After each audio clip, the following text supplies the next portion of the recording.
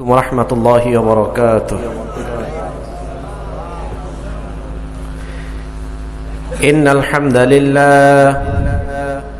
الحمد لله نحمده ونستعينه ونستغفره ونؤمن به ونتوكل عليه ونعوذ بالله من شرور أنفسنا ومن سيئات أعمالنا من يهده الله فلا مضل له ومن يضلل فلا هادي له أي فلن تجد له وليا مرشدا ونشهد أن لا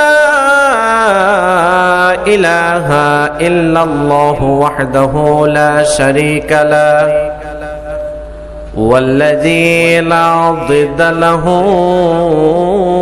ولا ند له لا مثل له ولا مثيل له لا وزير له ولا كفيل له لا شبه له ولا شبيه له لا ولد له ولا والد له وهو الواحد الفرد الصمد لم يلد ولم يولد ولم يكن له كفوا أحد ونشهد أن سيدنا ونبينا وحبيبنا وبشيرنا ونذيرنا وطبيبنا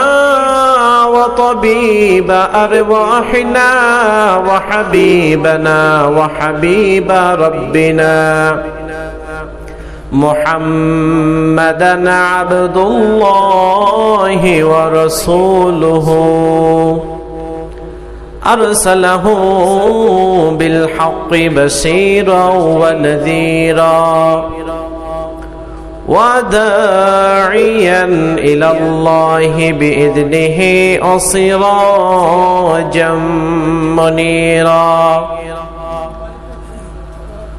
أما بعد فقد قال الله تعالى في كلامه المجيد وفي فرقانه الحميد আমরা সবাই জবান ছেড়ে দিয়ে পড়ি أعوذ بالله من الشيطان الرجيم بسم الله الرحمن الرحيم إن الله وملائكته يصلون على النبي يا أيها الذين آمنوا صلوا عليه وسلموا تسليما اللهم صل على محمد وعلى آل محمد كما صليت على إبراهيم وعلى آل إبراهيم إنك حميد مجيد اللهم بارك على محمد وعلى آل محمد كما باركت على إبراهيم وعلى آل إبراهيم إنك حميد مجيد সকলেই বলেন সকল প্রশংসার মালিক কে? কেউ যেটা পারে না একজন তিনি কে? সেই আল্লাহর জন্য আমরা পড়ছি আলহামদুলিল্লাহ রব্বানা লাকাল হামদ হামদান কাসীরান তাইয়িবান মুবারাকান ফীহি ইয়া রাব্বি লাকাল হামদু কামা ইয়ানবাগি লিজালালি ওয়াজহিকা ওয়া আযীমি সুলতানিক লাকাল হামদু বিল ইসলাম লাকাল হামদু বিল কুরআন লাকাল হামদু বিল ঈমান। আমরা প্রশংসা করলাম কার? প্রশংসার যে ভাষা আপনাদের মনে হয় কবরস্থানে কথা বলছি আমি। এতগুলান মানুষ, ইমানের সমস্যা, তাই না? আমাদের ইমান মরতে বসেছে, ঠিক কিনা? আমাদের ইমান মরতে বসেছে, কারণ সত্যগুলোকে আমরা গোপন করতে করতে এমন একটা লেভেলে পৌঁছে গেছি যে সত্য আমাদের থেকে বিলুপ্ত হয়ে যাচ্ছে। আর মিথ্যাকে আমরা এতটুকু পরিমাণ পেলে পুষে বড় করতেছি যে মিথ্যা সত্যকে ঢেকে মিথ্যা মাথাচাড়া দিয়ে উঠছে, ঠিক না? সুতরাং আমরা ইমানকে কি করেছি? হারিয়ে ফেলেছি। ইমান আছে? আপনি কি জানেন ইমান কি জিনিস? ইমান হলো অগ্নিকুণ্ডের নাম, ইমান হলো বারুদের নাম, ইমান হলো সাইক্লোনের নাম। বাতিলেরা যাতে ইসলামকে উৎখাত করতে চায়, ইসলামের পক্ষের মানুষ যারা তাদেরকে প্রতিহত করে, ইমানদার কখনো জানের ভয় করে না, ঠিক কিনা? ইমানদার হবে টনটনা, টোকা দিলেই বাজবে, ঠিক না? মিথ্যা আছে, আপনি যদি ইমানদারকে বলেন এই মিথ্যাটা মানো, তো ইমানদার ডিরেক্টলি বলবে আমি মানি। কথা বলেন না কেন আপনারা? কথা বলতে সমস্যা? গলায় জড়তা আছে? ঘুম আসছে? আসছে? তাহলে আমরা তাকবীর দিয়ে আমাদের ঘুমকে দূরে ঠেলে দেব। আমরা বেশি সময় নেব না, কিছু সময় কথা বলবো। যেটুকু সময় বলবো আমার বলতেও যেন সুবিধা হয়, আপনাদের শুনতেও যেন সুবিধা হয়। রাজি আছি তো? আমরা সকলে তাকবীর দিই, লিল্লাহে তাকবীর। আরো জোরে, লিল্লাহে তাকবীর। আল্লাহ তুমি আমাদের কণ্ঠকে ইসলামের জন্য কবুল করো, পড়ি আমিন। তো আমরা কি করি? আমাদের ইমানটা একেবারে হারাতে বসেছি। আল্লাহ রাব্বুল আলামিনের কথা, হুকুম, আহকাম আমাদের ভিতরে স্থান পাচ্ছে, দিন দিন এগুলো বিলুপ্ত হয়ে যাচ্ছে। আবার আল্লাহ রাব্বুল আলামিনের কত নিয়ামত যে আমরা ভোগ করতেছি, তারপরেও তার শুকরিয়া আদায় আমরা করি না। করেন? রাত্রে খান নাই কে কে আপনাদের ভিতরে? রাতের খাবার আপনারা কি আমার কথা বুঝতে পারছেন? সমস্যা আছে না তো? আমি কিন্তু আপনাদের ভাষা বুঝি না। আমার কথা বুঝতে পারছেন তো? আমি অবশ্যই কিছুই বুঝি না আপনাদের আঞ্চলিক ভাষা। আপনাদের আঞ্চলিক ভাষা বুঝতে গেলে আমাকে কিছুদিন থাকতে হবে এখানে। যাই হোক, আল্লাহ আমাদের সকলকে কবুল করুন, পড়ি আমিন। আমরা রাতের মোটামুটি সবাই খাবার খেয়েছি, ঠিক না? কিন্তু আপনার নিজের কাছে জিজ্ঞাসা করে দেখেন তো, খাবার খাওয়ার শেষে আপনি আলহামদুলিল্লাহি রাব্বিল আলামিন এই শব্দটা বলেছেন? অনেকেই আছে যে মনেই নাই, আছে না? আপনি খাবার খেয়েছেন না, রাতের খাবার? নিয়ামতটা কার? তাহলে আল্লাহর নিয়ামত খেয়ে যে ব্যক্তি নিয়ামতের শুকরিয়া আদায় করে না, সে কি?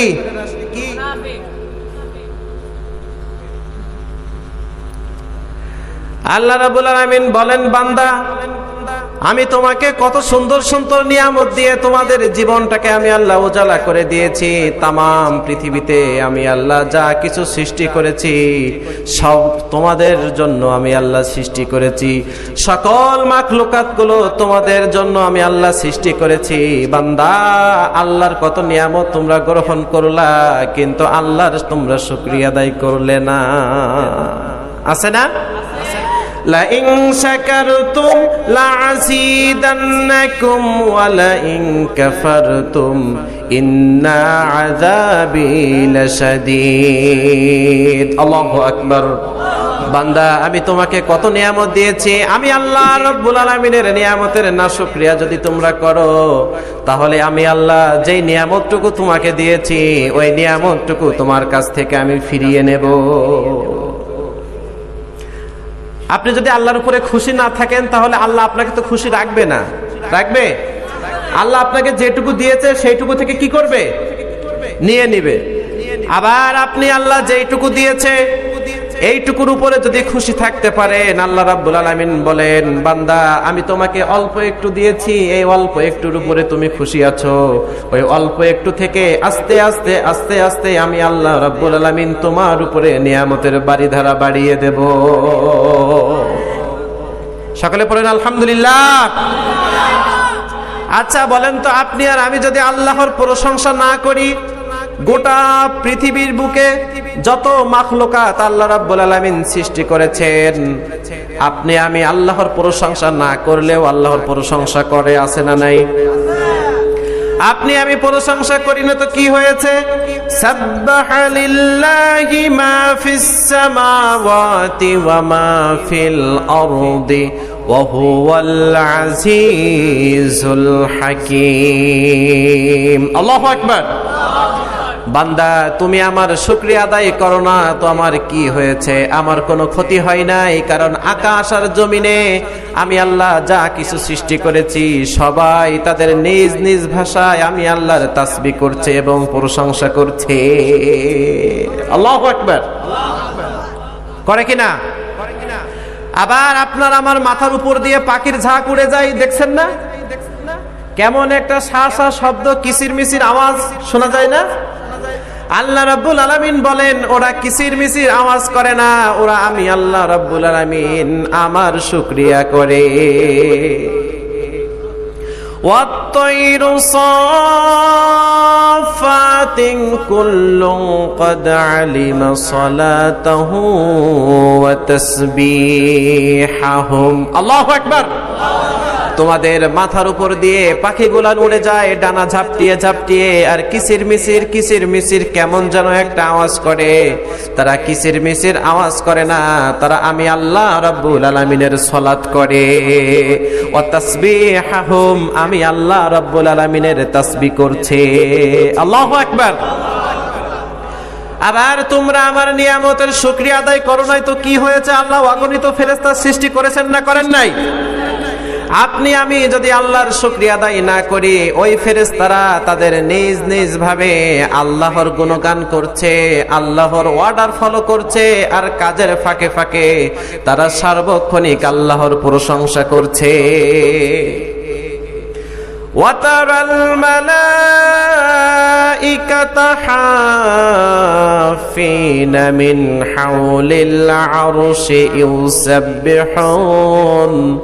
ইউসাব্বিহুনা বিহামদি রাব্বিহিম ওয়াকুদিয়া বাইনাহুম বিল হক্ক ওয়া কিলাল হামদুলিল্লাহি রাব্বিল আলামিন। সুবহানাল্লাহ। এই যে ফেরেশতাগুলো আমি আল্লাহ রাব্বুল আলামিন সৃষ্টি করেছি, তারা আমি আল্লাহ রাব্বুল আলামিনের অর্ডার মানে, আর তারা সার্বক্ষণিক আমি আল্লাহ রাব্বুল আলামিনের প্রশংসা করে। আল্লাহু আকবার। আচ্ছা, আল্লাহ রাব্বুল আলামিন পৃথিবীতে যে নিয়ামত দিয়েছেন আপনি অস্বীকার করতে পারবেন? পারবেন? এই যে নিয়ামত আল্লাহ দিয়েছেন, তামাম পৃথিবীর মানুষ, সকল বিজ্ঞানীরা যদি একযোগে চেষ্টা করে, একটা আম গাছে কি একটা কৃত্রিম ভাবে প্রাকৃতিক ভাবে একটা আম দিতে পারবে? পারবে? কলা গাছে কখনো কলার কাঠি দিতে পারবে না, লিচু গাছে কখনো লিচু দিতে পারবে না। পারবে একজন, তিনি কে? যেদিকে তাকাই মন ভরে না, নিয়ামত গিজার শেষ হয় না। যেদিকে তাকাই মন ভরে না, নিয়ামত গিজার শেষ হয় না। সবুজ শ্যামল ফুল ফসল, সবুজ শ্যামল ফুল ফসল ভরে দিয়েছ এই পৃথিবী। তুমি রহমান, তুমি মেহেরবান, প্রশংসা শুধু তোমারি। তুমি রহমান, তুমি মেহেরবান, প্রশংসা শুধু তোমারি। মেলে আখি কত দেখি, মেলে আখি কত দেখি নিয়ামতে ভরা এই পৃথিবী, তুমি রহমান তুমি মেহেরবান, প্রশংসা শুধু তোমারই। বলেন, তুমি রহমান তুমি মেহেরবান, প্রশংসা শুধু তোমারই। ঠিক কি না? আমরা সর্ব অবস্থায় প্রশংসা করব একজনের, তিনি কে? নাকি নেতার প্রশংসা করবেন? আমরা নেতার প্রশংসা করতে বেশি ভালোবাসি, ঠিক না? মানুষের প্রশংসা আমরা বেশি করতে ভালোবাসি, কিন্তু মানুষকে যে এত কিছু দিয়ে আল্লাহ রাব্বুল আলামিন উজালা করে দিয়েছেন, সেই রবকে আমরা কেউ ভালোবাসি? আপনি কথা বলছেন, আপনার লিডার যদি পাশে বসা থাকে, আপনার প্রশংসার ফুলঝুরি যে কোথা থেকে আপনার ভিতরে আসবে আপনি নিজেও জানবেন না। আমার নেতা অমুক, আমার নেতা অমুক, তার এই এই এই এই তার এই এই কত বলেন আছে না নাই? কিন্তু বান্দা, আল্লাহ যে তোমাকে এত কিছু দিলে, সে আল্লাহর খোঁজ তুমি করলা না। সুতরাং আমরা সর্ব অবস্থায় প্রশংসা করবো কার? সকলেই হৃদয়ের সবটুকু প্রশংসা উজাড় করে দিয়ে পড়ছি আলহামদুলিল্লাহ। দুরূদ ও সালাম পাঠাই মানবতার মহান শিক্ষক সাইয়্যিদুল মুরসালিন খাতামুন নবিয়্যিন জনাব হযরত মুহাম্মদুর রাসূলুল্লাহ, সকলেই পড়ছি সাল্লাল্লাহু আলাইহি ওয়াসাল্লাম। আমরা পবিত্র কোরআন থেকে কথা শুনবো, ঠিক কি না? কোরআন থেকে যে ব্যক্তি কথা বলে সে কি মিথ্যা কথা বলে? কোরআনের কথাগুলো ইনসাফ ভিত্তিক, ঠিক কি না? আপনি এত কথা বলেন, আপনার কথার ভিতরে ইনসাফ নাই, কারণ আপনি তো মিথ্যা কথা বলেন, ঠিক না? আপনি কথায় কথায় কি বলেন? মিথ্যা কথা বলেন। কিন্তু একটা মাত্র গ্রন্থ আছে যে গ্রন্থটা ইনসাফ ভিত্তিক কথা বলেছে, সেই গ্রন্থটার নাম কি? আল্লাহ, আল কুরআন।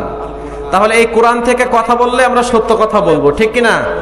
কোরআন থেকে কথা শুনলে আমরা ইনসাফ ভিত্তিক কথা শুনতে পাবো, ঠিক না? আল্লাহ রাব্বুল আলামিন আমাদের সকলকে তৌফিক দিন, সকলে পড়ি আমিন। আমরা কোরআনের আলোচনায় চলে যাব, তার আগে একটু জিকির করি। লা ইলাহা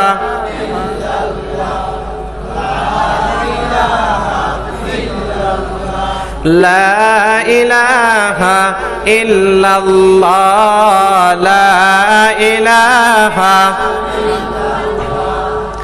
লা ইলাহা ইল্লাল্লাহ, লা ইলাহা।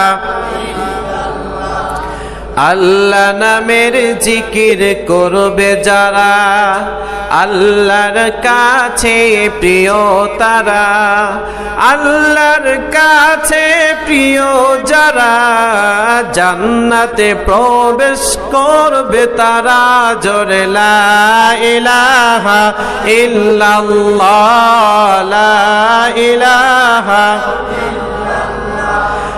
লা ইলাহা ইল্লাল্লাহু মুহাম্মাদুর রাসূলুল্লাহ সাল্লাল্লাহু।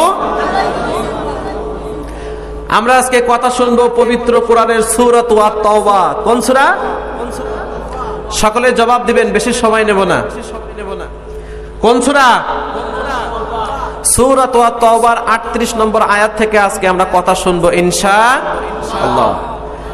আল্লাহ রাব্বুল আলামিন বলেন, ইয়া আইয়ুহাল্লাযীনা আমানু মা লাকুম ইযা ক্বিলা লাকুম ইনফিরু ফি সাবিলিল্লাহি সাকালতুম ইলাল আরদ আরাদিতুম বিল হায়াতিদ দুনিয়া মিনাল আখিরাহ فما متاع الحياة الدنيا في الآخرة إلا قليل الله أكبر আল্লাহ রাব্বুল আলামিন বলেন, ও ঈমানদারেরা, কি হলো তোমাদের? কেন তোমরা আল্লাহর রাস্তায় বের হও না? তবে কি তোমরা আখিরাতের তুলনায় দুনিয়ার জীবনটাকে বেশি প্রাধান্য দিয়ে ফেলেছো নাকি? আচ্ছা বলেন তো, আমাদের কাছে আখিরাত বেশি ইম্পর্টেন্ট না দুনিয়া? জোরে বলেন, আখিরাত। আল্লাহ রাব্বুল আলামিন বলছেন, শুনে রাখো, শুনে রাখো, শুনে রাখো, আখিরাতের তুলনায় দুনিয়ার জীবনটাকে যদি তোমরা বেশি প্রাধান্য দিয়ে ফেলো, তাহলে শোনো, দুনিয়া হলো সামান্য একটা তুচ্ছ জায়গা, ঠিক কি না? দুনিয়া কি? আবার তোমরা যদি আখিরাতকে, আল্লাহকে ভয় না করে আল্লাহর রাস্তায় বের না হও, দুইটা যন্ত্রণা আমি আল্লাহ রাব্বুল আলামিন তোমাদের জন্য রেখে দিয়েছি। কয়টা? আল্লাহ রাব্বুল আলামিন বলেন, আমার রাস্তায় যদি তোমরা বের না হও, ইসলামের পক্ষে যদি তোমরা কাজ না করো, ইল্লা তাগফিরু ইউআযিবকুম আযাবান আলীমা। যদি তোমরা ইসলামের পক্ষে কাজ না করো, আমি আল্লাহ জানিয়ে দিলাম, জাহান্নামের আযাব থেকে কেউ তোমাদের বাঁচাতে পারবে না। আল্লাহু আকবার।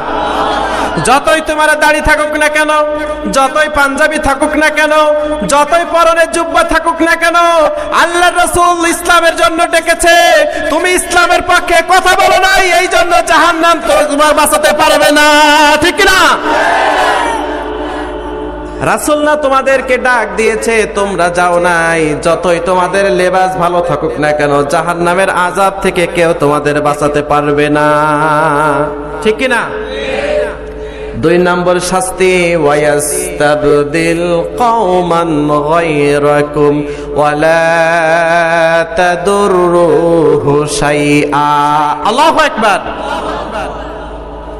তোমরা যেহেতু ইসলামের পক্ষে কাজ করবা না, তাহলে তোমরা যে জায়গায় আসতে, তোমাদের পরিবর্তে এমন একটা জাতিকে আমি ওইখানে নিযুক্ত করব যাদের কোনো ক্ষতি তোমরা করতে পারবা না, ঠিক কি না? আপনি কি বুঝেছেন এই কথাটার ওয়েট কত? বোঝেন নাই তো? যেহেতু ইসলাম ডুবে যায়, কোরআনের আইন মুছে যায়, ইসলামের বিরুদ্ধে নীতিমালা অবলম্বন করা হয়, ইসলামের পক্ষে তুমি কথা বলবে না, ওই জন্য এমন এক শাসককে আমি নিযুক্ত করব তাদের কোনো ক্ষতি তোমরা করতে পারবে না, ঠিক কিনা? তুমি যেহেতু ইসলামের পক্ষে আসবে না, তোমার দরকার নাই। ওই জায়গায় এমন একটা লোক বসাবো আমি যে ইসলামকে কি করবে না, সঠিকভাবে চলতে দিবে না। এটা হলো আমাদের আজকের আলোচনার সরল অনুবাদ। কি অনুবাদ? সরল অনুবাদ। আল্লাহ রাব্বুল আলামিন আমাদেরকে এই সূরার এই আয়াতের উপরে কিছু কথা বলার তৌফিক দান করুন, সকলে পড়ি আমিন। আজকে ৩য়তম ঐতিহাসিক সিরাতুন নবী সাল্লাল্লাহু আলাইহি সাল্লাম মাহফিলের বর্তমান অধিবেশনের মুহতারাম সভাপতি মাওলানা আব্দুল মোমেন হেলালি, সুপার ডেমোসিয়া মোহসনিয়া ইসলামিয়া দাখিল মাদ্রাসা চকরিয়া। এখানে কি হযরত ছিলেন এখানে উনি? ও আচ্ছা আচ্ছা। আল্লাহ রাব্বুল আলামিন আমাদের সভাপতি সাহেবের দীর্ঘ হায়াত দান করুন, পড়ি আমিন। তার জন্য হায়াতান তাইয়্যিবা দান করুন, আমরা পড়ি আমিন। আজকে যিনি প্রধান অতিথি হিসাবে আছেন জনাব আলহাজ জয়নাল আবেদিন, আপনি তো সৌদি প্রবাসী, রামপুর শাহপুরা চকরিয়া। তার সাথে আমার অনেক সময় কথা হয়েছে। আল্লাহ রাব্বুল আলামিন আমাদের ভাইকেও সুস্থতা দান করুন, পড়ি আমিন। ইসলামের জন্য তাকে কবুল করে নেন, আমরা পড়ি আমিন। তার জীবনটাকে হায়াতান তাইয়্যিবা, পবিত্র একটা জীবন আল্লাহ তুমি দান করো, আমরা পড়ি আমিন। আমার আগে যিনি কথা বলেছেন খুব সুন্দর কথা বলছিলেন, ঠিক না? আল্লামা ডক্টর নুরুল আবসার আল আজহারি, অধ্যাপক, উচ্চতর হাদিস গবেষণা বিভাগ ও উচ্চতর আরবি সাহিত্য বিভাগ, হাটহাজারী আরবি বিশ্ববিদ্যালয়, চট্টগ্রাম। আল্লাহ আমাদের মুহতারামের কণ্ঠকে ইসলামের জন্য কবুল করুন, আমরা পড়ি আমিন। আমাকে রেখেছেন আপনারা প্রধান বক্তা। আল্লামা লিখছেন কে? আল্লামা হতে গেলে যে যোগ্যতা, তার কোনোটাই তো আমার ভিতর নাই। এত কি করছেন? এগুলো করবেন না ভাই। আল্লামা বলা হয় তাদেরকে যারা ইসলামের বিষয়ে অনেক পাণ্ডিত্য অর্জন করেছেন, ঠিক না? হাদিস কোরআনের জ্ঞান এত পরিমাণ তাদের বেশি যে আপনি নাড়া দিবেন তারা উত্তর দিবে, ঠিক না? এদেরকে বলা হয় আল্লামা। কি করছেন আমার নামে আল্লামা লাগাইছেন? এইগুলো লাগাবেন না। আমি একজন কোরআনের খাদেম এবং কোরআনের একজন এলেম। আপনারা সকলে দোয়া করবেন আল্লাহ যেন আমার এলেমে বরকত দান করেন, আমরা পড়ি আমিন। মানুষের কাছে যেন ইসলামের, কোরআনের সঠিক কিছু কথা আল্লাহ আমাকে দিয়ে বলায় দেন, পড়ি আমিন। তাহলে আজকে যে সূরা আমরা আলোচনা করেছি সূরাত আত-তাওবা, এই তওবাটা হলো ফিরে আসার সূরা। কিসের সূরা? তওবা মানে কি? ফিরে আসা। বান্দা, তুমি জীবনে অনেক ভুল করে ফেলেছো, আমার কাছে তওবা করো, আমি তোমার তওবা কবুল করব। সুবহানাল্লাহ পড়েন। গাফিরিয যামবি ওয়া কাবিলিত তাওবি শাদীদুল ইকাবি যিত-তাওল লা ইলাহা ইল্লাহু। আল্লাহু আকবার। বান্দা, তুমি অনেক গুনাহ করে ফেলেছো। গাফিরিয যাম, তুমি গুনাহ করে ফেলেছো, আমি আল্লাহ তোমার গুনাহ ক্ষমা করব। সুবহানাল্লাহ পড়েন। ওয়া কাবিলিত তাওব, আমি আল্লাহ তোমার তওবা কবুল করব। সুবহানাল্লাহ পড়েন। কিন্তু একটা জিনিস সব সময় মনে রাখবা, আমি তোমার গুনাহ ক্ষমা করব, তোমার তওবাও কবুল করব, কিন্তু লা ইলাহা ইল্লাহু, আমি ছাড়া তোমার তওবা কবুল করার কেউ। এই চিন্তা আপনার মাথায় আছে? আমরা একজনকে মানি, তিনি কে? জীবনের প্রতিটা ক্ষেত্রে একজনকে মানব, তিনি কে? দুনিয়ার কোন স্বার্থ এসে যদি আমাদের সামনে দাঁড়ায়, সকল স্বার্থকে ত্যাগ করে আমার রবের সন্তুষ্টির জন্য কাজ করব আমরা, ঠিক কি না? আল্লাহ রাব্বুল আলামিন কবুল করুন, পড়ি আমিন। এই সূরাত আত-তাওবা যখন নাজিল হয়, তখন আল্লাহর রাসূল মদিনার প্রেসিডেন্ট। মদিনার কি? প্রেসিডেন্ট। মদিনার প্রেসিডেন্ট যেহেতু রাসূল ছিলেন, তাহলে রাসূল তো রাজনীতি করছেন, ঠিক না? তাহলে এবার বলেন তো, কোরআনে কি রাজনীতি আছে? আপনি যদি বিশ্বাস করেন কোরআনে রাজনীতি নাই, কাফের হয়ে যাবেন না? কথা বলেন না রে। আপনি যদি বিশ্বাস করেন যে কোরআনে কোনো রাজনীতি নাই, তাহলে আপনি কি হয়ে যাবেন? কারণ দেশ পরিচালনা করার ক্ষেত্রে যে আয়াতগুলো আল্লাহ দিয়েছেন, সেই আয়াতগুলো আপনি কি করলেন? অস্বীকার করলেন। আচ্ছা বলুন তো, পবিত্র কোরআনের একটা হরফ যদি কেউ অস্বীকার করে, সে কি মুমিন থাকবে না কাফের হবে? তাহলে রাসূল সাল্লাল্লাহু আলাইহি ওয়াসাল্লাম যেহেতু মদিনার প্রেসিডেন্ট ছিলেন, তাহলে প্রেসিডেন্ট যিনি থাকেন তিনি তো রাজনীতিই করেন, ঠিক কি না? এই রাজনীতি কে শিখিয়েছেন? আল্লাহ। কোরআন ভিত্তিক রাজনীতি। তুমি যখন রাষ্ট্র পরিচালনা করবা, চারটা মূলনীতির ভিত্তিতে রাষ্ট্র পরিচালনা করবা। কয়টা? الذين إن مكناهم في الأرض يقاموا الصلاة وأتاؤوا الزكاة وأمروا بالمعروف ونهوا عن المنكر। الله أكبر। তুমি নামাজ প্রতিষ্ঠা করবা, যাকাত প্রতিষ্ঠা করবা, আর যেখানেই তুমি অন্যায় দেখবা, অন্যায়কে তুমি প্রতিহত করবা, আর যেখানে তুমি ন্যায় দেখবা, ন্যায়কে কি করবা? সমর্থন করবা। এইবার আপনার কাছে আমার প্রশ্ন, বলুন তো, চারটার একটাও কি আমাদের দেশে আছে? না, কথা বলে না। আছে? তাহলে এই রাজনীতি শিখিয়েছেন কে? রাসূল তো এই রাজনীতিই করতেন। আপনি তো যেটা হালাল সেটা হারাম বানানোর চেষ্টা করছেন, আর যেটা হারাম সেটা হালাল বানানোর চেষ্টা করছেন। এইবার যখন আমার মতো মৌলবীরা এই হালাল আর হারামটাকে মানুষের সামনে পার্থক্য করে দিচ্ছে, তখনই বলছে যে কোরআনের রাজনীতি না। আছে না নাই?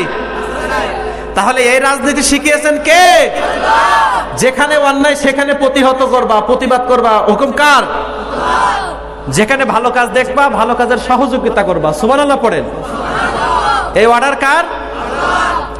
আল্লাহ রাসূল সাল্লাল্লাহু আলাইহি ওয়াসাল্লাম বলেন, মান রাআ মিনকুম মুনকারান ফালিয়ুগাইয়িরু বিয়াদিহি ফাইল্লাম ইস্তাতি' ফাবিলিসানিহি ফাইল্লাম ইস্তাতি' ফাবিকলবিহি যালিকা আযআফুল ঈমান। আল্লাহু আকবার। তুমি একটা অন্যায় হতে দেখেছো, সাথে সাথে তোমার যদি ক্ষমতা থাকে হাত দিয়ে প্রোটেস্ট করো, বাধা দাও। কে বলেছেন? রাসূল সাল্লাল্লাহু আলাইহি সাল্লাম বলেছেন। অন্যায় দেখেছো, কি করো? হাত দিয়ে বাধা দাও। আবার তুমি দেখছো আমার যে পরিমাণ শক্তি, যে পরিমাণ ক্ষমতা, হাত দিয়ে বাধা দিয়ে আমি টিকে থাকতে পারবো না, তাহলে তুমি মুখে মুখে প্রতিবাদ জানাবা, খবরদার খবরদার, ওই কাজটা তোমরা করো না। ওই কাজটা নিষেধ করেছেন একজন, তিনি কে? এবার আপনি যদি বলেন না, এটা আমি বলতেও পারছি না, এটা আমার পক্ষে বলা সম্ভব নয়। রাসূল সাল্লাল্লাহু আলাইহি ওয়াসাল্লাম বললেন, যারা ওই কাজটা করে, ডাস্টবিনের ময়লাকে যেমন তুমি ঘৃণা করো, ওর থেকে ওই কাজটাকে, ওই ব্যক্তিদেরকে তোমার অন্তরে তুমি ঘৃণা করবা। অর্ডার কার? রাসূল সাল্লাল্লাহু আলাইহি সাল্লামের। এবার আপনি হাত দিয়ে বাধা দিলেন না, মুখ দিয়ে কিছু বললেন না, অন্তর দিয়ে ঘৃণা করলেন না। যারা খারাপ কাজ করছে আপনি তাদের সমর্থন দিচ্ছেন, আপনার ভিতরে দূরবীন দিয়ে খুঁজলেও কিন্তু ঈমান পাওয়া যাবে না। রাসূল সাল্লাল্লাহু আলাইহি ওয়াসাল্লাম বলেছেন, জালিকা আদআফুল ঈমান। তুমি যদি মনে মনে ঘৃণা করতে পারো, তাহলে তাও তুমি বুঝবা যে না, আমার ভিতরে ঈমানের কিছুটা এখনো অবশিষ্ট। এইবার আপনি যদি ওই খারাপের সমর্থন করেন, তাহলে দূরবীন দিয়ে খুঁজে ঈমান পাওয়া যাবে? আরো জোরে বলেন, যাবে? তাহলে যারা সঠিক ঈমানদার হবে, তারা অন্যায় দেখলে হাত দিয়ে বাধা দিবে। যদি প্রতিবাদ না করতে পারে, মুখ দিয়ে প্রতিবাদ করবে। যদি মুখ দিয়ে না বলতে পারে, তাদের মন থেকে ঘৃণা করে জানিয়ে দেবে, আল্লাহ, তোমার আর তোমার রাসূলের বিরুদ্ধে যারা অবস্থান নিয়েছে, তাদের সাথে আমাদের কোনো সম্পর্ক নাই। ঠিক কিনা? পারবো না ইনশাআল্লাহ? পারবো কিনা? অন্যায় যেই করুক না কেন, খারাপ কাজ যেই করুক না কেন, সে আপনার শত্রু, আমারও শত্রু। কারণ খারাপ কাজের শত্রু কে? আল্লাহ বলছে তুমি করো না, ও করছে। তার মানে আল্লাহর বিধানকে বিধানগুলি দেখিয়েছে। ওর সাথে যদি আপনি সম্পর্ক রাখেন, ঈমান থাকবে? থাকবে? রাসূল সাল্লাল্লাহু আলাইহি ওয়াসাল্লাম বলেছেন, আল হুব্বু ফিল্লাহ আল বুগদু ফিল্লাহ। তুমি একজনের সাথে বন্ধুত্ব স্থাপন করবা, দোস্ত পাতাবা, আগে তুমি চিন্তা করবা যে এই ব্যক্তির সাথে দোস্ত পাতালে আমার কোনো লাভ আছে কিনা। কে বলেছেন? মনোযোগ আছে আপনাদের? রাসূল বলেছেন, তুমি একজনের সাথে বন্ধুত্ব স্থাপন করবা, একজনকে বন্ধু বানাবা। আগে তুমি দেখবা যে এই ব্যক্তিটার সাথে যদি আমার সম্পর্ক ভালো হয়, তাহলে এই ব্যক্তিটার মাধ্যমে আমার আল্লাহ খুশি হবে কিনা। যদি হয়, তাহলে ওই ব্যক্তিটা তোমার বন্ধু, কোনো সমস্যা। ওয়াল বুগদু লিল্লাহ। আবার তুমি দেখবা এই ব্যক্তিটার সাথে যদি আমি বন্ধুত্ব স্থাপন করি, আমার ঈমানের ক্ষতি হতে পারে, আমার আল্লাহর এগেনস্টে আমাকে চলে যেতে হতে পারে, আমার কিয়ামতের দিন জাহান্নামে যেতে হতে পারে, আল্লাহ আমার উপরে রাজি খুশি থাকবে না। সুতরাং ওই ব্যক্তিটা তোমার যতই আপন হোক না কেন, রাসূল বলেছে ওই ব্যক্তির সাথে বন্ধুত্ব স্থাপন করা যাবে না। আল্লাহু আকবার। দুইটা জিনিস, আপনি কাউকে ভালোবাসবেন কার জন্য, আবার কাউকে ঘৃণা করবেন কার জন্য। এই দুটো যদি আপনি পার্থক্য করতে পারেন, তাহলে আপনার ভিতরে ঈমান কি আছে? বিদ্যমান আছে। আবার আল্লাহ রাব্বুল আলামিন বলেন, তোমরা পৃথিবীতে যারা অবস্থান করবা, আমি আল্লাহ রাব্বুল আলামিনের সকল বিধানকে তোমরা আগে পালন করবা, আগে মানবা। আমি আল্লাহ রাব্বুল আলামিনের বিধান মানতে গিয়ে যদি তোমার উপরে কোনো বাধা আসে, তুমি মানবা না। তাই তো নাকি? আপনাদের কি মনোযোগ আছে? আল্লাহ কি বলেছেন? আমার বিধান মানতে যেয়ে যদি বাধা আসে, ছেড়ে দিবা, তাই তো? ছাড়া যাবে? আরো জোরে বলেন, যাবে? আল্লাহ রাব্বুল আলামিন বলেন, যারা আমাকে বিশ্বাস করো, যারা আখিরাতকে বিশ্বাস করো, ইউআদ্দুনাল্লাহা মান হাদাল্লাহা ওয়া রাসূলাহু ওয়ালাউ কানু আবাআহুম আও আবনাআহুম আও ইখওয়ানাহুম আও আশীরাতাহুম উলাইকা কাতাবা ফি কুলুবিহিমুল ঈমান। আল্লাহু আকবার। যারা আমি আল্লাহকে মানো, আমার আখিরাতকে মানো, এমন যারা তোমরা করো, যাদের ঈমান আছে, এই সমস্ত লোকগুলানকে আমি আল্লাহ বলছি, পৃথিবীর কোন মানুষ যদি আমি আর আমার রাসূল সাল্লাল্লাহু আলাইহি ওয়াসাল্লামের বিরুদ্ধে অবস্থান নেয়, তাহলে তোমরা কখনো তাদের সাথে থাকতে পারবা না। বিধানটা কার? ওয়ালাউ কানু আবাআহুম। তারা যদি তোমাদের পিতা হয়, আবার আল্লাহ আর তার রাসূলের বিরুদ্ধে তাদের অবস্থান, তোমরা কিন্তু তাদের কাছে যেতে পারবা। আও আবনাআহুম। যদি তোমাদের সন্তান হয়, যদি তোমাদের নিজেদের সন্তান হয়, আমি আল্লাহকে চাই না, আমার রাসূলকে চাই না, তুমি তো ঈমানদার, তুমি আমাকে মানো, পরকাল মানো, তোমার সন্তানের সাথে তুমি থাকতে পারবা? আও ইখওয়ানাহুম, যদি তোমার নিজের আপন ভাই হয়, আল্লাহকে চাই না, রাসূল চাই না, ইসলাম চাই না, কোরআন চাই না, কোরআনের হুকুমাত পৃথিবীর বুকে কায়েম হোক এটা চাই না, ওইটা যদি তোমার নিজের আপন ভাইও হয়, তার সাথেও তুমি সম্পর্ক রাখতে পারবা না। বিধান কার? আও আশিরাতাহুম, তোমার পিতাও না, তোমার ভাইও না, তোমার সন্তানও না, তোমার আত্মীয় স্বজনের ভিতরে এমন কেউ রয়েছে যেই ব্যক্তি আল্লাহ তার রাসূলের বিরুদ্ধে অবস্থান নিয়েছে, ইসলামের বিরুদ্ধে অবস্থান নিয়েছে, কোরআনের বিরুদ্ধে অবস্থান নিয়েছে, তোমরা কখনো তাদের সাথে থাকতে পারবা? আরো জোরে বলেন, পারবা? তাহলে আমরা ঈমানদার কিনা? আমরা ঈমানদার কিনা? তাহলে যে ব্যক্তি আল্লাহকে চায় না, তার রাসূলকে চায় না, ইসলাম চায় না, কোরআন চায় না, সে যদি আমার পিতা হয়, সে যদি আমার সন্তান হয়, সে যদি আমার নিকটতম আত্মীয় স্বজন হয়, এমনকি আমার দলের নেতা কর্মী যদি হয়, আর আল্লাহর রাসূলের বিরুদ্ধে অবস্থান নেয়, আমরা ঈমানদার তাদের সাথে থাকবো না, ঠিক কিনা? অর্ডার কার? মানতে পারবা? আবার যদি আল্লাহকে চাই, কোরআনকে চাই, রাসূলকে চাই, হাদিস চাই, ইসলাম চাই, ওই ব্যক্তিটার সাথে তোমার কোনো সম্পর্ক নাই, ব্লাড কালেকশন নাই, তোমার আপনজনের ভিতরে কেউ না, কিন্তু ওই ব্যক্তিটারে সমর্থন করতে বলেছেন কে? তুমি তাকে চেনো না, তোমার পরিবারেরও কেউ না, তোমার নিকটতম আত্মীয় স্বজনও কেউ না, কিন্তু ব্যক্তিটা ইসলাম চায়, কোরআন চায়, আল্লাহর হুকুমাত পৃথিবীতে প্রতিষ্ঠিত হোক এইটা চায়, তার সাথে থাকতে বলেছেন কে? আল্লাহ। আল্লাহ রাব্বুল আলামিন সকলকে কবুল করুন, পড়ি আমিন। তাহলে এই সূরা যখন নাজিল হয়, রাসূল সাল্লাল্লাহু আলাইহি ওয়াসাল্লাম তখন মদিনার প্রেসিডেন্ট, মদিনার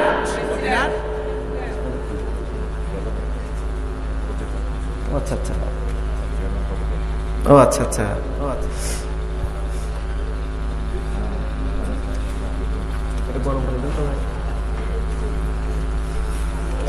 বসতে দেন, বসতে দেন। আসসালামু আলাইকুম, ভালো আছেন না? কেমন আছেন? জি আলহামদুলিল্লাহ, ভালো আছেন না? বসতে দেন, বসতে দেন, বসতে দেন, বসতে দেন।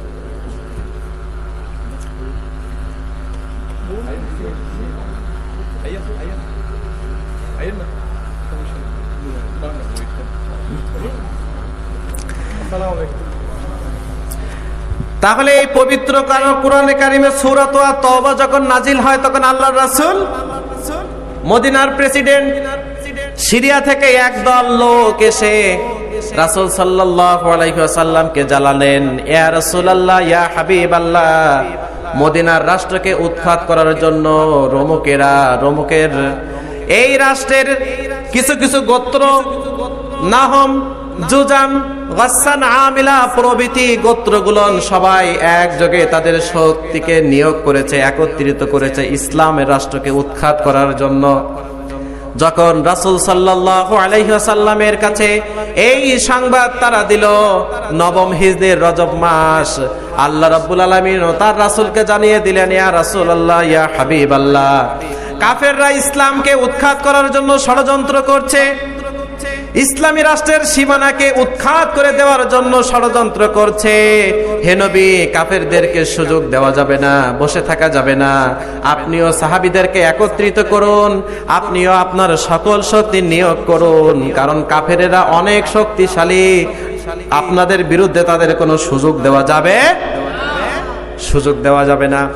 রাসূল সাল্লাল্লাহু আলাইহি ওয়াসাল্লাম সকল সাহাবেদেরকে ডাকলেন, ডেকে ডেকে বললেন, শোনো শোনো শোনো, মদিনার রাষ্ট্রকে তারা উৎখাত করতে চায়, মদিনার সুখ শান্তিকে তারা বিলীন করতে চায়, মদিনার ইসলামী রাষ্ট্রকে তারা উৎখাত করে দিতে চায়, তাদের বিরুদ্ধে সুযোগ দেওয়া যাবে না। সাহাবীরা, তোমরা যে যেভাবে পারো নিজেদেরকে গুছিয়ে নাও, যে যেভাবে পারো প্রস্তুতি নাও।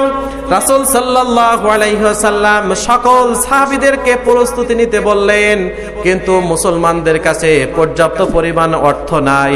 আল্লাহ রাসূল সকলকে ডেকে বললেন, তাবুকের প্রান্তরে যেতে হবে, কাফেরদের কোনো সুযোগ দেওয়া যাবে না। ইসলামী রাষ্ট্রকে টিকিয়ে রাখতে হবে।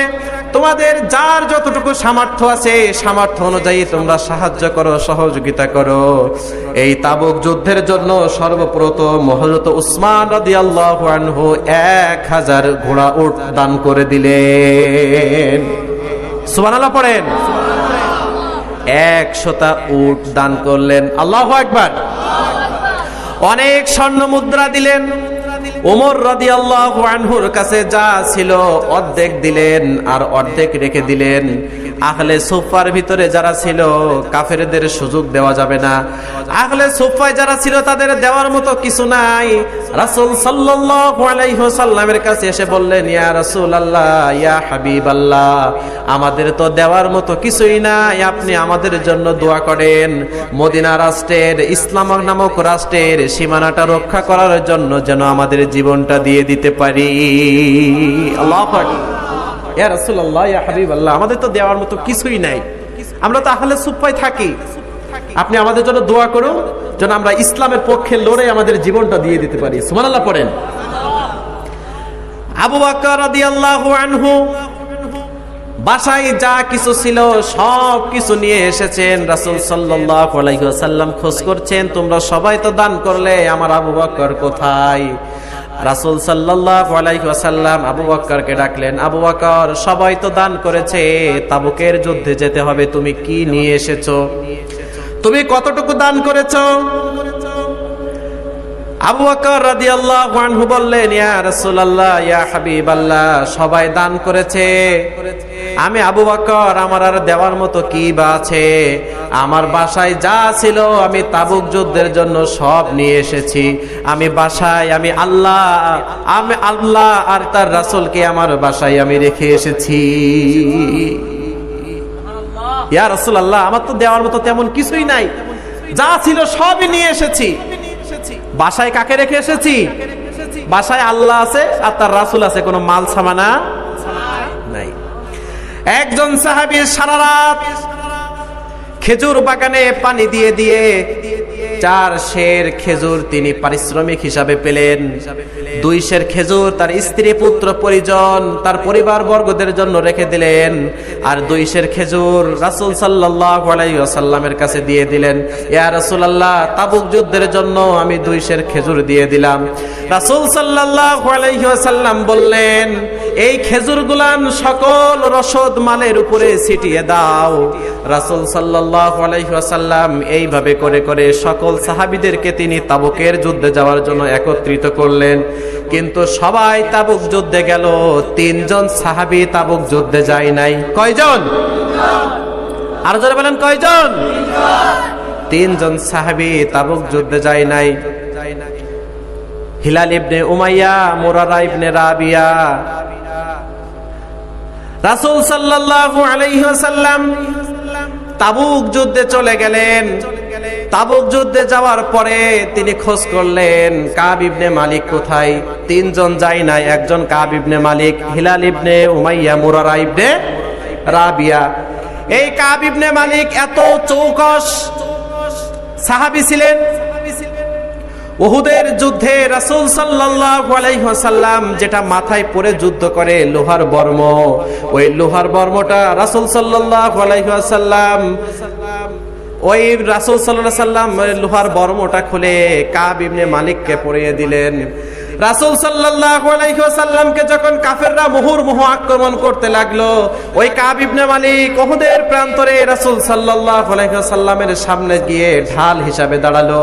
কোন কোন বর্ণনায় এসেছে 19 থেকে 27টা তরোয়ারের দাগ কাব ইবনে মালিকের গায়ে লেগেছিল, তারপরেও রাসূলের গায়ে আঘাত লাগতে দেয় না। আল্লাহু আকবার। এত চৌকস সাহাবী ছিলেন। এই কাব ইবনে মালিক তাবুকে যায় নাই। এই ঘটনাটা বুখারী শরীফের ভিতরে এসেছে। কাব ইবনে মালিক বৃদ্ধ বয়সে তার নিজ জীবনীতে তার ছেলে হতে বর্ণনা করেছে। কাব ইবনে মালিক বলেন, আমি তো যুদ্ধে যাই নাই, আমি ছিলাম জোয়ান মানুষ, তাগড়া জোয়ান। আমার একটা ঘোড়া ছিল, ঘোড়াটাও ছিল অনেক বলিয়ান। আমি মনে করেছিলাম রাসূল যুদ্ধে যাচ্ছে, রাসূল যুদ্ধে যেতে লাগুক, আমিও যেহেতু শক্তিশালী, আমার ঘোড়াটাও শক্তিশালী, আমি পিছন দিক থেকে যেয়ে রাসূলদেরকে ধরে ফেলবো। কিন্তু আজ হোক কাল হোক গড়িবসি করতে করতে আমার আর যাওয়া হয় নাই। আমার যেহেতু যাওয়া হয় নাই, একদিন দুই দিন ক্রমান্বয়ে যখন দিন অতিবাহিত হতে লাগলো, শয়তান আমাকে পেয়ে বসলো, আমি আর যুদ্ধে যাই নাই। তিনি অন্ধ বয়সে বৃদ্ধ হয়ে গিয়েছিলেন, সন্তানের হাত ধরে ধরে বাজারে যেতেন। বাজারে যেতে যেতে দেখতেন কিছু কিছু মুনাফিক যারা মুখে ইসলামের কথা বলে কিন্তু অন্তরে মানে না, দাড়ি আছে, টুপি আছে, জুব্বা আছে, কিন্তু ইসলামকে ভক্তি শ্রদ্ধা করে না।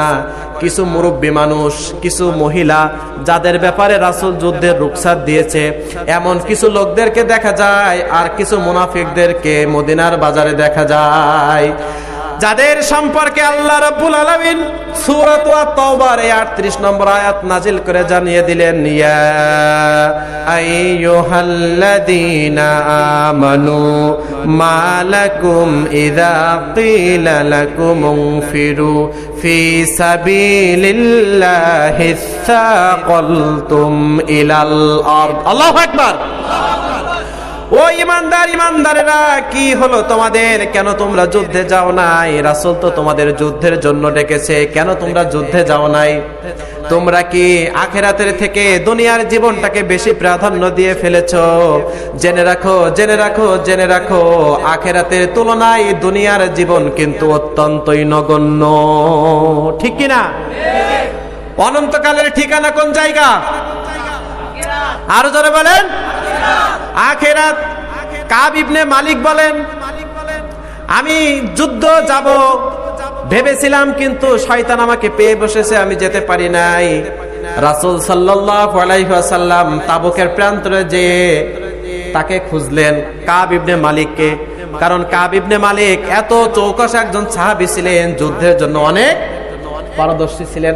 আপনারা খেয়াল করে দেখবেন, যারা টিচার, এই টিচাররা যখন ক্লাসে যায়, তখন সবার আগে ক্লাসে যারা ফার্স্ট বয় তাদের উপরে নজর যায়। আজকে মহসিন আসে নাই, আজকে সাদ্দাম আসে নাই, আজকে হুসাইন আসে নাই, কারণ এরা কি ক্লাসের টপ লেভেলের স্টুডেন্ট। এদের নজর আছে, সবার নজর থাকে, থাকে কিনা? কিন্তু কাব ইবনে মালিক এমন ধরনের একজন সাহাবী, রাসূল যে পর খোঁজ করলেন। কেউ কেউ বললেন, ইয়া রাসূলুল্লাহ, ইয়া হাবিবাল্লাহ, তিনি মনে হয় আসতে পারেন নাই, অসুস্থ হয়ে গিয়েছেন, কিংবা আসছেন, এমন হতে পারে। কিন্তু রাসূল সাল্লাল্লাহু আলাইহি ওয়াসাল্লাম 30,000 সৈন্য নিয়ে তাবুকের প্রান্তরে গেলেন। তাবুকের যুদ্ধ যখন হয়, তখন মদিনায় যে ফসলগুলো তারা লাগাতো, খেজুর পাকার সময়, তখন কি খেজুরগুলো কেবল পাকা শুরু হয়েছে, গরম কেটে কিছুটা ছায়া এসেছে, যখন তাদেরকে রেস্ট নেওয়ার সময়। এমন একটা সময় এমন বাহিনীর বিরুদ্ধে যেতে হবে, পৃথিবীর সব থেকে পাওয়ারফুল বাহিনী। রাসূল সাল্লাল্লাহু আলাইহি ওয়াসাল্লাম 30,000 সৈন্য সংগ্রহ করে তাবুকের প্রান্তরে গেলেন। তাবুকের প্রান্তরে যে রাসূল সাল্লাল্লাহু আলাইহি ওয়াসাল্লাম সময় অতিবাহিত করলেন। এই যুদ্ধটা যুদ্ধ না করে মুসলমানরা জিতে গিয়েছিল। সুবহানাল্লাহ পড়েন। সাহায্য করেছিলেন কে? আরো জোরে বলেন, কে? জনসংখ্যাটা বেশি গুরুত্বপূর্ণ বিষয় নয়, বিষয় হলো ইমানের তেজস্বিতা কত, আপনার ইমান কতটুকু। যে মরতে চায় তাকে কিন্তু সহজে মারা যায় যায় না। রাসূল সাল্লাল্লাহু আলাইহি ওয়াসাল্লাম তাবুকের প্রান্ত থেকে চলে আসলেন। রাসূল সাল্লাল্লাহু আলাইহি ওয়াসাল্লাম যখন কোন জায়গায় সফরে যেতেন, এসে পরে দুই রাকাত সালাত আদায় করতেন। কি করতেন? এসে পরে দুই রাকাত সালাত আদায় করতেন। রাসূল সাল্লাল্লাহু আলাইহি ওয়াসাল্লাম ফজরের সালাত পড়ে এইবার খোঁজ করছেন কাব ইবনে মালিক কোথায়। বুখারীতে এসেছে 80 জনের উপরে সাহাবী তারা যায় নাই। তারা মনে মনে ভেবেছিল রাসূল যুদ্ধ করে আসুক, রাসূল যখন আসবে তখন আমরা ইনিয়ে বিনিয়ে বানিয়ে বুনিয়ে একটু কারণ বলে দেব যে ইয়া রাসূলুল্লাহ আমরা এই কারণে যেতে পারি নাই, ইয়া রাসূলুল্লাহ আমরা এই কারণে যেতে পারি নাই, আমাদের অমুক সমস্যা ছিল, অমুক সমস্যা ছিল।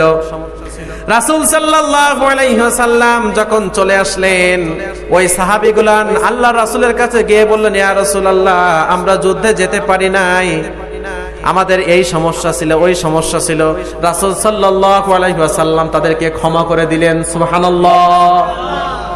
আচ্ছা ঠিক আছে, ক্ষমা করে দিলেন, কিন্তু আসলে কি তাই? এরা হলো মুনাফিক। এরা চায় মুখে মুখে ইসলাম থাকুক, এরা চায় মুখে মুখে কোরআন থাকুক, এরা চায় মুখে মুখে সত্য পৃথিবীতে থাকুক, কিন্তু অন্তরে অন্তরে তারা চায় এই সমাজে যেন সত্য প্রতিষ্ঠিত না হয়। ঠিক কিনা? ইসলাম যেন চারা দিয়ে না উঠতে পারে, কোরআন যেন পৃথিবীর সর্বোচ্চ আসনে আসীন না হয়, এটা সবসময় মুনাফিকদের চাওয়া। ঠিক কিনা? তারাও এই কারণে চেয়েছিল, কিন্তু তাদের মনের অবস্থা কেউ জানে না, জানে একজন, তিনি কে? রাসূল সাল্লাল্লাহু আলাইহি ওয়াসাল্লাম যখনই তাদের ক্ষমা করেছেন, আল্লাহ রাব্বুল আলামিন আয়াত নাজিল করে জানিয়ে দিয়েছেন, আফাল্লাহু আনকা লিমা আযিনতা লাহুম হাত্তা ইয়াতাবায়্যানা লাকাল্লাযীনা সাদাকু ওয়া তা'লামাল কাযিবিন। আল্লাহু আকবার। হে নবী, আপনি যে তাদেরকে ক্ষমা করে দিয়েছেন, কিন্তু তাদেরকে ক্ষমা করাটা আপনার উচিত হয় নাই। ওয়া তা'লামাল কাযিবিন, তারা সত্য বলেছে নাকি মিথ্যা বলেছে এটা যাচাই বাছাই না করার আগে আপনার ক্ষমা করা উচিত। আবার আল্লাহ বলেছেন, হে নবী, আপনি কেন ক্ষমা করবেন না? ওয়ালাউ কুনতা ফালতান গলিজাল কলবি লানফাজ্জু মিন হাওলিক। সুবহানাল্লাহ পড়েন। হে নবী, আপনার কাছে এসে একটু বানিয়ে বুনিয়ে বলেছে, আপনি বিশ্বাস করেছেন, কারণ আপনার হৃদয়টা তো নরম। সুবহানাল্লাহ পড়েন। লানফাজ্জু মিন হাওলিক, আমি আল্লাহ তো আপনাকে নরম করে বানিয়েছি। ফাবিমা রাহমাতিম মিনাল্লাহি লিনতা লাহুম, আপনার হৃদয়টা তো নরমে ভরা, ভালোবাসায় ভরা, উদারতায় ভরা। আল্লাহু আকবার পড়েন। আপনি যদি কঠোর হতেন, আপনার মনটা যদি কঠোর হতো, তাহলে মানুষ আপনার কাছে এসে ইসলাম গ্রহণ করত? কিন্তু আবার রাসূল সাল্লাল্লাহু আলাইহি ওয়াসাল্লাম এমন একজন নবী ছিলেন, রাসূলের গায়ে যদি কেউ আঘাত করত, কখনো তিনি প্রতিশোধ নিতেন না, কিন্তু ইসলামকে যদি কেউ খাটো করতে চাইতো, রাসূল সেটা কখনো ছাড় দিয়ে কথা বলতেন না। ওয়াল্লাযীনা মাআহু আশিদ্দাউ আলাল কুফফারি রুহামাহু বাইনাহুম তারাহুম রুকআন সুজদান ইয়াবতাগুনা ফাদলাম মিনাল্লাহি ওয়া রিদওয়ানা। আল্লাহু আকবার। রাসূল সাল্লাল্লাহু আলাইহি ওয়াসাল্লাম হলো মুমিনদের জন্য নরম, আর ইসলামের বিরুদ্ধে যারা অবস্থান নেয় তাদের পক্ষে কি কঠিন। ইসলামকে যদি কেউ উৎখাত করতে চায়, আল্লাহর মান আর শানকে যদি কেউ খাটো করতে চায়, রাসূল কখনো তাকে ছেড়ে কথা বলে নাই। ঠিক কি না? এই আয়াত আল্লাহ নাজিল করে জানিয়ে দিলেন, হে নবী, আপনার তাদেরকে ক্ষমা করা উচিত হয় নাই। যেহেতু রাসূল সাল্লাল্লাহু আলাইহি ওয়াসাল্লাম একটু আগেই ক্ষমা করার কারণে আল্লাহ আয়াত নাজিল করে দিয়েছেন। এইবার কাব ইবনে মালিক তিনি রাসূলের কাছে গিয়ে বললেন, ইয়া রাসূলুল্লাহ, ইয়া হাবিবাল্লাহ, আমি চেয়েছিলাম মিথ্যা বলতে, কিন্তু আমার হৃদয় আল্লাহর ভয়ে প্রকম্পিত হয়েছে। আমি মনে মনে ভাবলাম, আমি যদি মিথ্যা বলে দেই আর আল্লাহ যদি আপনাকে আয়াত নাজিল করে জানিয়ে দেয় যে কাব ইবনে মালিক মিথ্যা বলছে, তখন তো আপনি আমার উপরে কি হবেন? রাগান্বিত হয়ে যাবেন। ইয়া রাসূলুল্লাহ, আমি ভেবেছিলাম মিথ্যা বলতে, কিন্তু মিথ্যা বলি নাই। আমি মনে করেছিলাম আপনি তাবুকের প্রান্তরে যাচ্ছেন, আমার ঘোড়াটাও বলিয়ান, আমিও ছিলাম যুবক, তাগড়া যুবক। আমি মনে করেছিলাম আপনাকে ধরে ফেলবো, কিন্তু শয়তান আমাকে পেয়ে বসেছিল। ইয়া রাসূলুল্লাহ, ইয়া হাবিবাল্লাহ, আমি যুদ্ধে যেতে পারি নাই। রাসূল সাল্লাল্লাহু আলাইহি ওয়াসাল্লাম বললেন, কাব, আপনি একটু বসেন, আপনার ফয়সালা একটু পরে হবে। সুবহানাল্লাহ পড়েন। যেহেতু একটু আগেই ক্ষমা করেছেন, আল্লাহ কি করেছেন? আয়াত নাজিল করেছেন। এখন আর রাসূল ক্ষমার পথ বেছে নেন নাই। যাদেরকে রাসূল ক্ষমা করেছেন, কাব ইবনে মালিককে ডেকে বললেন, কাব, কেন আপনার মনটা বিষণ্ণ? রাসূল কি আপনাকে ক্ষমা করে নাই? আমরা তো রাসূলের কাছে ইনিয়ে বিনিয়ে বানিয়ে বুনিয়ে বলে দিয়েছি, রাসূল আমাদেরকে ক্ষমা করেছেন। কাব ইবনে মালিক বলেন, আমি রাসূলকে মিথ্যা বলি নাই, সত্য বলেছি, আমার ব্যাপারে কোনো ফয়সালা এখনো আসে নাই। কাব ইবনে মালিক বিষণ্ণ মনে বসে আছে। কিছুক্ষণ পরে দেখে হিলাল ইবনে উমাইয়া, মুরারা ইবনে রাবিয়া, এই দুইজনও রাসূলের কাছ থেকে ফিরে আসছে বিষণ্ণ মনে। তাদেরকে জিজ্ঞাসা করলেন, কাব ইবনে মালিক, হিলাল ইবনে উমাইয়া, মুরারা ইবনে রাবিয়া, আপনাদের কি রাসূল ক্ষমা করেছে নাকি? তারা বলল, না আমাদের ভাই রাসূল আমাদেরকে ক্ষমা করেনি, আমাদের নির্দেশনা একটু পরে দেওয়া হবে। এইবার রাসূল সাল্লাল্লাহু আলাইহি সাল্লাম রায় ঘোষণা করছেন, তাম পৃথিবীর মহামানব সাইয়্যিদুল মুরসালিন খাতামুন নবিয়্যিন জনাব হযরত মুহাম্মদুর রাসূলুল্লাহ, সকলেই পড়ি সাল্লাল্লাহু, এই তিনজনের ব্যাপারে রায় দিলেন।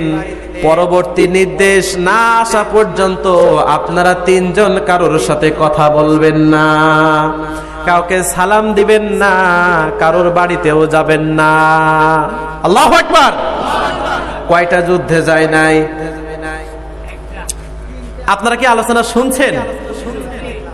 কয়টা যুদ্ধে যায় নাই? একটা যুদ্ধে যায় নাই, শুধু তাবুকের যুদ্ধে যায় নাই। রাসূল ফায়সালা দিলেন, পরবর্তী নির্দেশ না আসা পর্যন্ত আপনারা কাউকে সালাম দিবেন না, কারোর বাসায় যাবেন না, কারোর সাথে কথা বলবেন না। আল্লাহু আকবার পড়েন। তাদের জীবনটা এত বিষণ্ণ হয়ে উঠেছিল, এই তিনজনকে যেই সকল সাহাবীরা দেখে মুখ ঘুরিয়ে চলে যায়, কথা বলে না। কাব ইবনে মালিক বলেন, আমি নামাজ শেষে রাসূল সাল্লাল্লাহু আলাইহি সাল্লাম সালাম ফিরানোর পরে তাকে দেখতাম আর তার সামনে গিয়ে দাঁড়াতাম, রাসূল সাল্লাল্লাহু আলাইহি ওয়াসাল্লাম আমার থেকে মুখটা ঘুরিয়ে নিত। কি করত? মুখটা ঘুরিয়ে নিত। আমার মনটা কেমন যেন একটা বিষণ্ণ হয়ে গিয়েছিল। আমি মনে করেছিলাম এই পৃথিবীতে থেকে আর কি বা লাভ, কারণ রাসূল সাল্লাল্লাহু আলাইহি ওয়াসাল্লামের ভালোবাসা থেকে আমরা বঞ্চিত হয়ে গিয়েছি। আমাদের এই জীবন রেখে আর কোনো লাভ নাই।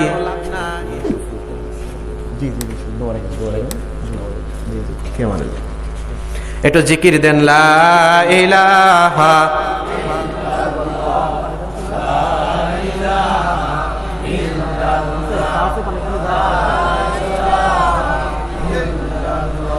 লা ইলাহা ইল্লাল্লাহ, লা ইলাহা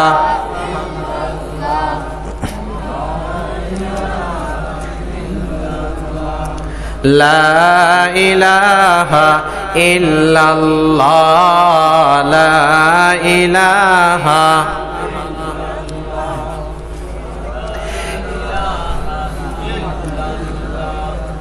লা ইলাহা ইল্লাল্লাহ, লা ইলাহা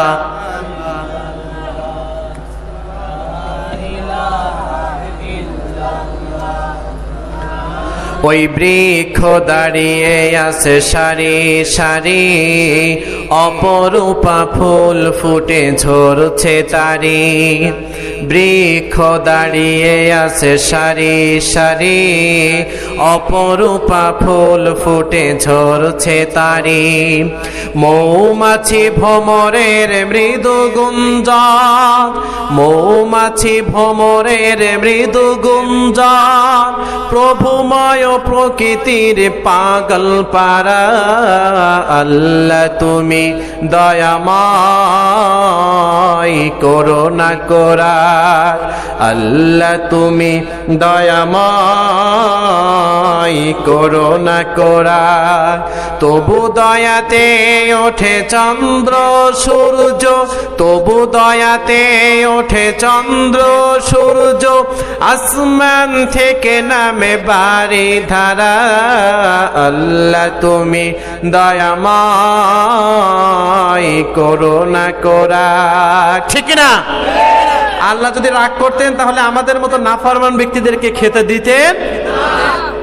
ওই জন্য আল্লাহ রাব্বুল আলামিন আমাদেরকে সব সময় তার দয়া দিয়ে, তার মায়া দিয়ে ঘিরে রেখেছেন। সুবহানাল্লাহ পড়েন।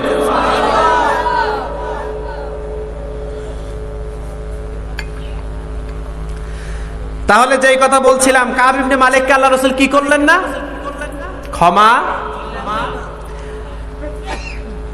রাসূল সাল্লাল্লাহু আলাইহি ওয়াসাল্লাম যখন তাদেরকে ক্ষমা করলেন না, এই কাব ইবনে মালিক নিজের বাসার ভিতরে বন্দী। আবার রাসূল বলে দিয়েছেন, তোমাদের তিনজন কেউ কারোর স্ত্রী থেকে তোমরা আলাদা থাকবা, বাসায় থেকে যে স্ত্রীর সাথে সময় কাটাবা সেটাও হবে একেবারে পুরাপুরি আলাদা থাকবে, এটা তোমাদের শাস্তি। কারণ রাসূল সাল্লাল্লাহু আলাইহি ওয়াসাল্লাম যুদ্ধে ডেকেছে, সত্যের জন্য ডেকেছে, ইসলামের জন্য ডেকেছে, তুমি যাও না, এটা তোমার শাস্তি। সুবহানাল্লাহ পড়েন। হিলাল ইবনে উমাইয়া তার স্ত্রী রাসূলের কাছে গেলেন, ইয়া রাসূলুল্লাহ, ইয়া হাবিবাল্লাহ, আমার স্বামী তো বৃদ্ধ হয়ে গিয়েছে, তার মনের চাহিদা এখন আর নাই, আমি কি আমার স্বামীর সাথে থাকতে পারি, তার কিছু খেদমত কি করতে পারি আমি? ইয়া রাসূলুল্লাহ, আমার স্বামী নিজে নিজে কাজ করবে এমন সামর্থ্য নাই, তার নাই, অনেক বয়স হয়ে গিয়েছে। রাসূল সাল্লাল্লাহু আলাইহি ওয়াসাল্লাম বললেন, আচ্ছা ঠিক আছে, তুমি তার দেখাশোনা করবা, সেহেতু সে কি হয়ে গিয়েছে, অনেক বয়স্ক হয়ে গিয়েছে। কাব ইবনে মালিক পাহাড়ের উপরে উঠে আবার নিজে নিজে ভাবে, আল্লাহ, কেউ আমার সাথে কথা বলে না, একটাই তো অপরাধ, একটাই যুদ্ধে যাই নাই, মনে হয় পাহাড়ের উপর থেকে লাফ দিয়ে নিজেকে শেষ করে দেই, এ জীবন বাঁচিয়ে রেখে আর কি হবে? রাসূল বেঁচে আছে, রাসূলের ভালোবাসা পাই না, কারোর সাথে কথা বলতে পারি। এইভাবে করতে করতে যখন তার মন বিষণ্ণ হয়ে গেল, তার বাল্যকালের বন্ধু ছিল তার চাচাতো ভাই আব্দুল্লাহ কাজ করছিল পাঁচিল টপকায়ে। কাব ইবনে মালিক আসলেন, ওগো ভাই আব্দুল্লাহ, আমি কি আল্লাহ তার রাসূলকে ভালোবাসি না? আব্দুল্লাহ কোনো কথা বলে না। আবার বলল, ভাই আব্দুল্লাহ, আমি কি আল্লাহ তার রাসূলকে ভালোবাসি না? কোনো কথা বললেন না।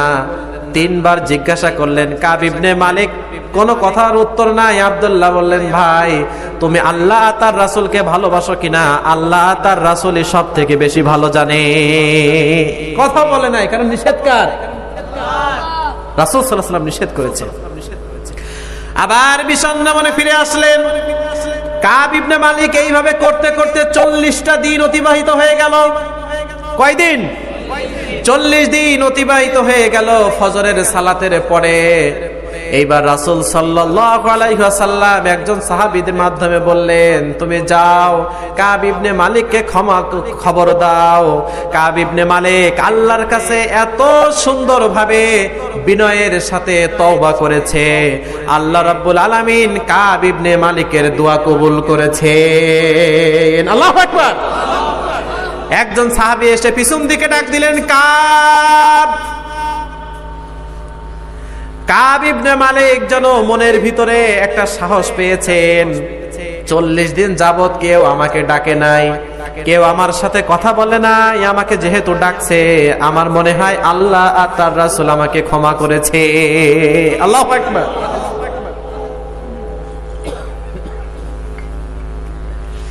কাব ইবনে মালিককে বলল, রাসূল তোমাকে ডেকেছে।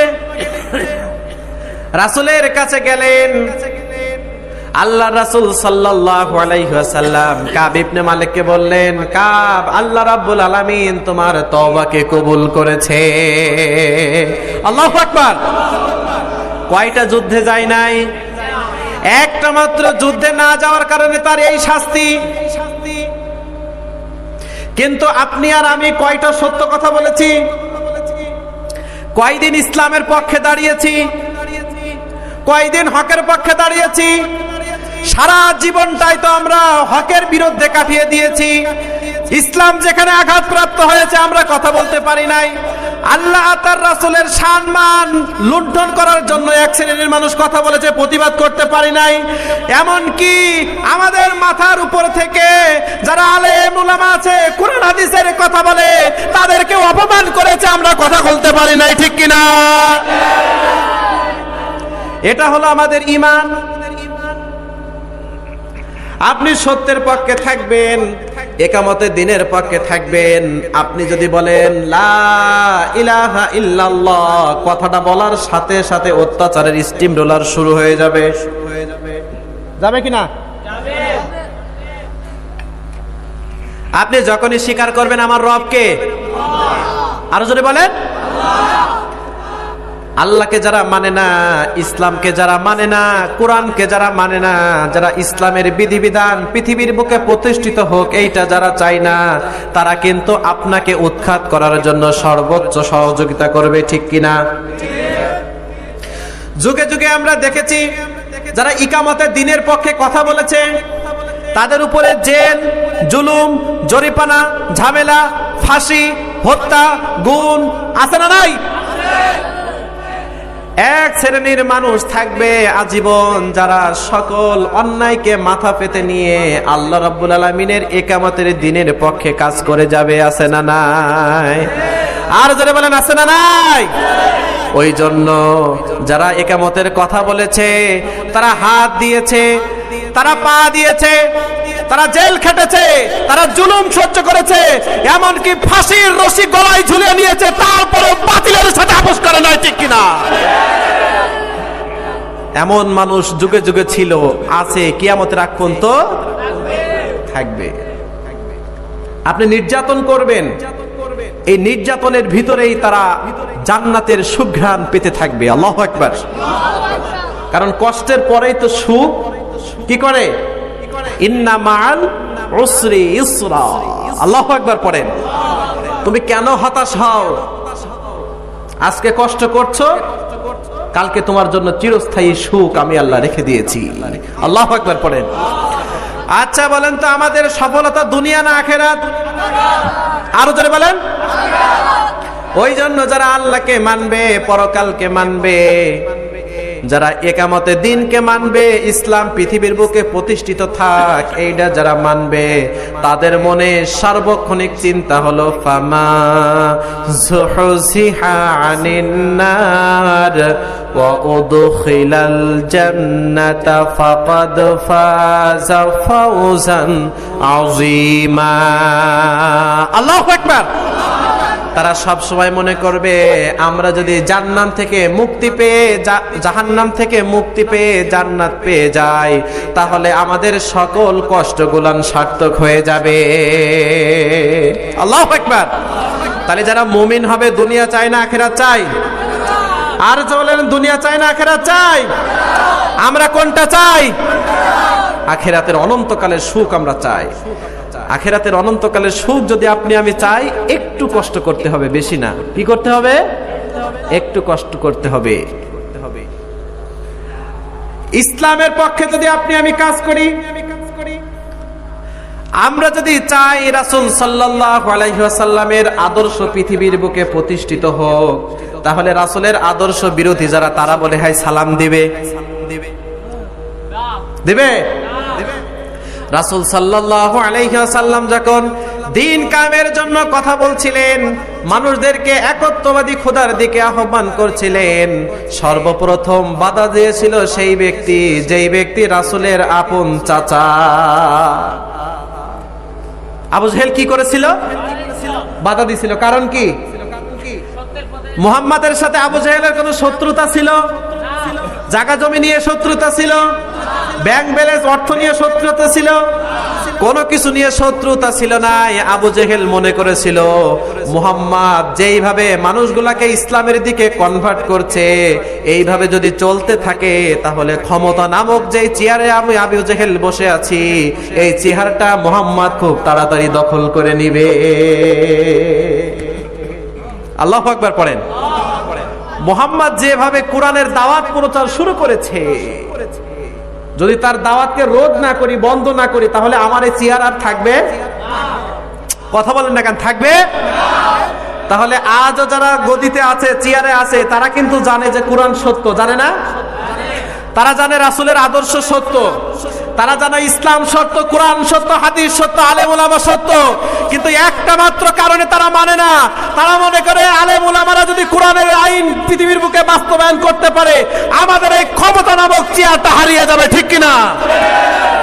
এই জন্য তাদের একটাই মাত্র চিন্তা, আমরা যে চেয়ারে আছি, চেয়ারটা হারাবো না, দরকার হলে ইসলাম বাদ দিয়ে দেব। নাউজুবিল্লাহ পড়েন। আচ্ছা বলুন তো, ইসলাম পৃথিবীর বুক থেকে কেউ উৎখাত করতে পারবে? আর জোরে বলেন, পারবে? দুনিয়া থেকে, ওই আবহমান কাল থেকে আমরা লক্ষ্য করেছি, যারা ইসলামকে ছোট করতে চেয়েছে, আল্লাহ রাব্বুল আলামিন তাদেরকে ছোট করে দিয়েছে। তাদের মাধ্যমেই আল্লাহ ইসলামকে কি করেছে? ইসলাম প্রসারিত হয়েছে, তারা সংকুচিত হয়ে গিয়েছে। এমনকি ক্ষমতার চেয়ারে বসে এমন ভাবে বেউজ্জিতি তারা হয়েছে যে তাদেরকে পৃথিবীর মানুষ আজও যদি তাদের নাম শুনে, তাহলে থুতু নিক্ষেপ করে, আছে না নাই? ক্ষমতা আপনাকে চিরস্থায়ী শান্তি, সুখ, সমৃদ্ধি, সম্মান দিতে পারবে? তাহলে আমাদের কি করতে হবে? সর্ব অবস্থায় ইসলাম, কুরআন, রাসূলের আদর্শ অনুযায়ী জীবনযাপন করতে হবে, ঠিক কি না? খাব্বাব রাদিয়াল্লাহু আনহু ইসলাম গ্রহণ করলেন। সেই সময় প্রচলন ছিল যদি কেউ ইসলাম গ্রহণ করে তাহলে তার মুনিবের কাছ থেকে সার্টিফিকেট লাগবে। কি লাগবে? তিনি যার অধীনে কাজ করে তার পারমিশন নিয়ে কি করতে হবে? ইসলাম কবুল করতে হবে। কিন্তু রাসূল সাল্লাল্লাহু আলাইহি ওয়াসাল্লামের সম্মোহনী বাণীর দিকে খাব্বাব ইসলাম গ্রহণ করলেন। তার মালিক, তার মুনিব কিছুদিন পরে জানতে পারলেন। খাব্বাবকে ডাকলেন, খাব্বাব তুমি কি ইসলাম কবুল করেছো নাকি? খাব্বাব বলল, হ্যাঁ আমি ইসলাম কবুল করেছি। বলল, এর পরিণাম কি হতে পারে তুমি কি জানো নাকি? খাব্বাব বলল, পরিণাম যাই হোক না কেন, আমি আল্লাহ আর তার রাসূলের উপরে যে ঈমান এনেছি এই ঈমান থেকে চুল পরিমাণ সরব না। ওই যে কামার আছে না, কামার কামার দেখছেন না? ওই যে কি একটা টানে টেনে কি করে, ওইখানে একটা লোহার রড ছিল আগুনের, ওইটা দিয়ে খাব্বাবকে সেক দেয়া হলো। নাউজুবিল্লাহ পড়ে। তুমি ইসলাম কবুল করেছো। আবার শুধু তাই নয়, ওই যে আগুনের কয়লা, ওই কয়লাগুলো বিছিয়ে দেওয়া হলো। বিছিয়ে দেওয়ার পরে খাব্বাব রাদিয়াল্লাহু আনহুকে ওই কয়লার উপরে শুইয়ে দেওয়া হলো। জীবন্ত মানুষ যদি আগুনের কয়লার উপরে শুইয়ে দেওয়া হয় পরিস্থিতি কি হতে পারে? আল্লাহু আকবার। কিসের জন্য? শুধু ইসলামের জন্য, একামাতে দিনের জন্য। খাব্বাবকে শুইয়ে দেওয়ার পরে তার মাংসগুলো ওই যে কয়লা, আগুনের কয়লা শরীরের ভিতরে ঢুকে যায়, পিঠের ভিতরে বড় বড় গর্ত হয়ে গিয়েছিল। খাব্বাবকে জিজ্ঞাসা করা হলো, খাব্বাব তুমি যে আল্লাহর উপরে ঈমান এনেছো ওই ঈমান থেকে তুমি সরে আসো, তা না হলে তোমার এই শাস্তি অব্যাহত থাকবে। খাব্বাব সরে আসছিল? আসছিল? খাব্বাব রাদিয়াল্লাহু আনহু বললেন, শোনো শোনো শোনো, যে ঈমান আমি আল্লাহ তার রাসূলের উপরে এনেছি এর থেকে কঠিন কোন সাজাও যদি তোমরা আমাকে দাও, আমি খাব্বাব যে ঈমান এনেছি এই ঈমান থেকে চুল পরিমাণ সরব না। আল্লাহু আকবার। আপনি আর আমি এই ইসলামও মানি, দুনিয়ার একটা স্বার্থ পেয়ে, একটা চেয়ার পেয়ে সত্যকে ভুলে যাই, একটু ক্ষমতা পেয়ে ইসলামকে ভুলে যাই, একটু প্রতিপত্তি পেয়ে ইসলামকে ভুলে যাই। আপনি কি একবার হিসাব করেছেন আল্লাহর দরবারে আপনার কি জবাব দিতে হবে, ঠিক কিনা? আপনি কি একবার ভেবেছেন সামান্য একটু লালসার কাছে, দুনিয়ার সামান্য একটু সুযোগ সুবিধার কাছে আপনার ঈমানকে আমি বিক্রি করলেন, পরকালে আপনি কিছু পাবেন তো নাকি? ওই জন্য আল্লাহ রাব্বুল আলামিন বলেন, আইয়াকুলু আমান্না ওয়া হুম লা ইফতানুন। তুমি মুখে বলেছো আমি ঈমানদার, আমি আল্লাহ তোমার মুখের কথা বিশ্বাস করি না। আল্লাহু আকবার। আল্লাহ মুখের কথা বিশ্বাস করে? আর জোরে বলেন, করে? আল্লাহ রাব্বুল আলামিন বলেন, তুমি যখন ঘোষণা দিয়েছো আমি ঈমানদার, আমি আল্লাহ বললাম, ওয়ালানাবলুওয়ান্নাকুম বিশাইইম মিনাল খাউফি ওয়াল জুই ওয়া নাকসিম মিনাল আমওয়ালি ওয়াল আনফুসি ওয়াস সামারাত ওয়া বাশশিরিস সাবিরিন। আল্লাহু আকবার। আল্লাহ রাব্বুল আলামিন বলেন, যদি তুমি ঈমান আনো, ঈমান বিরোধীরা তোমাকে শান্তিতে থাকতে দিবে না, ঠিক কিনা? খোদা তোমার পিছু ছাড়বে না, ব্যবসা প্রতিষ্ঠানে তোমার তালা লেগে যাবে, চাকরির সেক্টরে তোমার জায়গা থাকবে না, তোমার বউটাকে নির্বাসনে রাখবে, তোমার হাত লোলা করে দিবে, তোমার পা পঙ্গু করে দিবে, তোমাকে ফাঁসির কাস্টে ঝুলিয়ে তোমার জানটা ঝাঁঝরা করে দিবে। হে নবী, এরপরেও যারা জুলুম নির্যাতন সহ্য করে বলবে আমি ঈমানদার, ওই সকল মানুষদেরকে আপনি জান্নাতের সুসংবাদ দেন, ঠিক কিনা? পৃথিবীর কোনো সুখ আপনি পাবেন না, আমি পাবো না যদি আমি বলি আমি ইমানদার, আমি আল্লাহকে রব বলে মেনেছি। এই সকল পরীক্ষাগুলো আপনার ঘাড়ের উপরে চেপে বসবে, আর তিলে তিলে তিলে তিলে তিলে তিলে আস্তে আস্তে করে আপনাকে পরীক্ষা দিয়ে উত্তীর্ণ হতে হবে। আর আল্লাহকে বলতে হবে, আল্লাহ আমি একজন ইমানদার, পৃথিবীর কোনো স্বার্থর কাছে মাথা নত করি না। আল্লাহু আকবার। আমরা সামান্য একটু অর্থ পেয়েই ভুলে যাই। 100 টাকা হাতে দিয়েছে, 2 কাপ চা দিয়েছে, আমার মনের সমর্থন নাই, আমার ঈমান শেষ। এই ঈমান নিয়ে কি জান্নাতে যাওয়া যাবে? জান্নাত পড়ে নাই, জাহান্নাম পড়ে আছে। জান্নাত অর্জন করে নিতে হবে। কঠিন ত্যাগ তিতিক্ষাকে স্বীকার করে, জীবনের সকল বাধার পাহাড়কে অতিক্রম করে, মরুভূমির সাইক্লোনকে অতিক্রম করে, গভীর নোনা দরিয়ায় ঝাঁপ দিয়ে তারা বলবে যে আল্লাহ আমরা ঈমান এনেছি, এই সমুদ্র আমাদের কাছে কিছু না, এই ফাঁসি আমাদের কাছে কিছু না, এই জেল জরিমানা আমাদের কাছে কিছুই না, সব কিছুকে ত্যাগ করে আমরা আল্লাহ তোমার উপরে ঈমান এনেছি, এটাই আমাদের সব থেকে বড় পরিচয়, ঠিক কিনা? আমরা জীবনের সব কিছু ত্যাগ করতে আছি, কিন্তু ঈমান ত্যাগ করতে রাজি আছি? আর জোরে বলেন আছি? ইসলাম মানতে যদি আমাদের ঘর ছাড়তে হয় ইসলাম ছাড়বো? ইসলাম মানতে যে যদি হাত দিতে হয় ইসলাম ছাড়বো? ইসলাম মানতে যদি জীবন দিতে হয় ইসলাম ছাড়বো? ইসলাম মানতে যদি ফাঁসির কাস্টে ঝুলতে হয় ইসলাম ছাড়বো? কারা কারা ছাড়বো না? তুই হাত উঁচু করে আল্লাহকে দেখিয়ে দে। আল্লাহ তুমি আমাদের সকলের হাতকে কবুল করো, আমরা পড়ি আমিন। জীবনের প্রতিটা ক্ষেত্রে আল্লাহ রাব্বুল আলামিন আমাদেরকে যেন ঈমানের সাথে সকল বাধাগুলোর মোকাবেলা করে সামনের পথ চলতে পারি, আমরা পড়ি আমিন। আল্লাহ রাব্বুল আলামিন আমাদের চলার পথের সকল বালা মুসিবত বিপদ আপদকে দূর করে দেন, আমরা পড়ি আমিন। যে কথাগুলো শুনলাম আল্লাহ রাব্বুল আলামিন আমাদের সকলকে এই কথাগুলোর উপরে আমল করার তৌফিক দান করুন, পড়ি আমিন। জীবনের প্রতিটা ক্ষেত্রে ক্ষেত্রে আল্লাহ রাব্বুল আলামিন যেন আমাদের ইসলামের উপরে, ঈমানের উপরে, আল্লাহকে রব মেনে রবের উপরে ইস্তেকামাত থাকার তৌফিক দান করেন, আমরা পড়ি আমিন। সুবহানাকাল্লাহুম্মা বিহামদিকা আশহাদু আল্লা